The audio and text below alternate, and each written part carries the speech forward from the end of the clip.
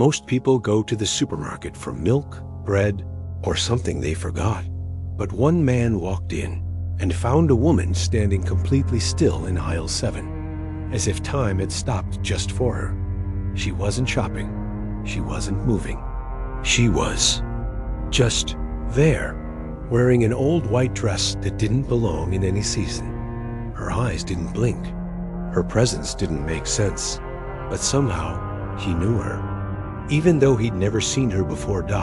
And from that moment on, he could never walk past aisle 7 without looking for her again. Watch until the end, because some people don't go to the store to find things, they go to be found. To everyone who liked and subscribed, may you discover what your soul has been quietly reaching for. Comment your city. Have you ever seen someone in a crowd who felt like a memory from another life?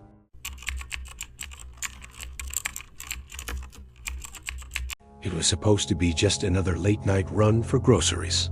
The store was half empty. Fluorescent lights flickered quietly overhead, and Elias moved slowly through the aisles, pushing a cart filled with the same things he always bought. Things that filled a house, but never quite made it feel like a home. Then, in aisle 7, he saw her. She wasn't shopping. She wasn't moving. She was just standing.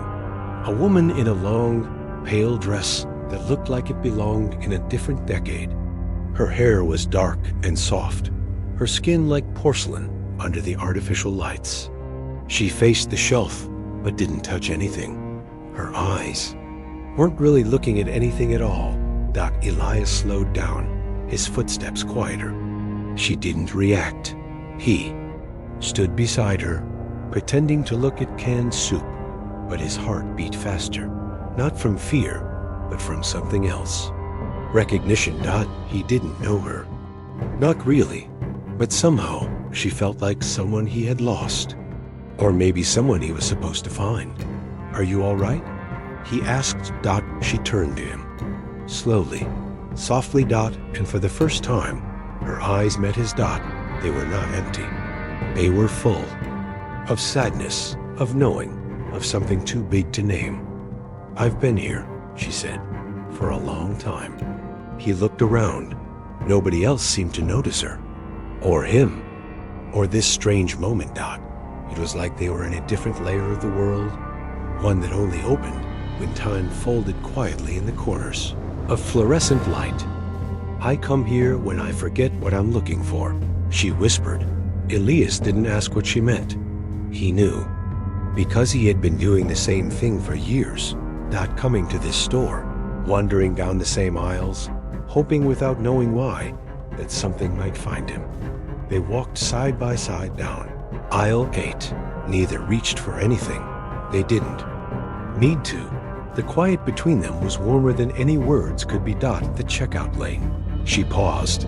I won't be here tomorrow, she said. Elias blinked. Where will you be? She smiled faintly. Somewhere you've already been. Then she stepped out the automatic doors and vanished into the night. Elias returned to the store the next night, and the next, but aisle 7 felt different, quieter. Lonelier. Until weeks later, he passed a bookstore window downtown.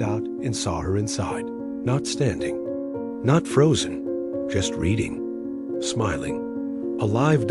As if the version of her in that supermarket was only ever a mirror, waiting to show him what he had forgotten to feel. Since then, Elias doesn't shop for what he needs.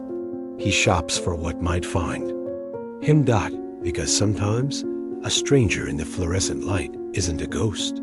She's a guide, a memory, a beginning. And sometimes love doesn't start in fireworks, but in the hum of cold air, in the silence of aisle 7. Thank you for watching. May your next ordinary moment hold something extraordinary. To all who've liked and subscribed, I pray that what you're seeking finds you softly and without warning. Comment your city. Has a stranger ever felt like they knew you before you even spoke?